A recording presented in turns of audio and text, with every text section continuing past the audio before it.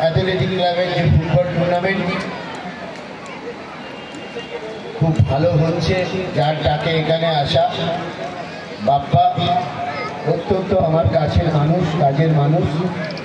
এই তীব্র গরমের মধ্যেও এত ভালো একটা টুর্নামেন্টের আয়োজন করেছে। আমরা যারা রাজনীতি এবং এই মাঠের সাথে যুক্ত থাকি, এই মাঠ দীর্ঘদিন আমি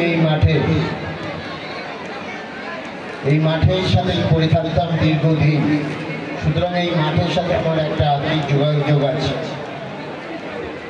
এই মাঠে যখনই বাপ্পা কোনো কিছু করে তখনই আমি আসি। আগের বারও এসেছিলাম, এবারও খুব ভালো খেলা হচ্ছে। যদি লোকসভা নির্বাচনটা তাড়া থাকতো আমি সারাদিন মাঠেই পড়ে থাকতাম, কারণ মাঠে আমার জীবন।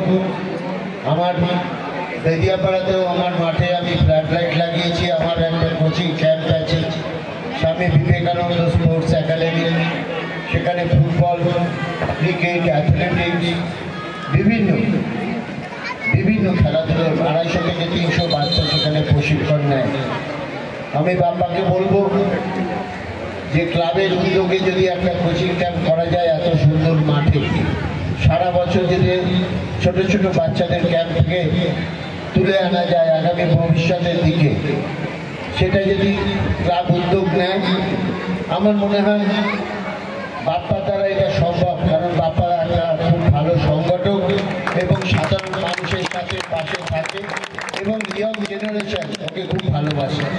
আমি ওর অত্যন্ত স্বীকৃতি কামনা করছি এবং ক্লাবের যে সংগঠকরা বাপ্পা ছাড়া যারা আছে, একার দ্বারা কিছু হয় না। আমার কি একার দ্বারা হয়?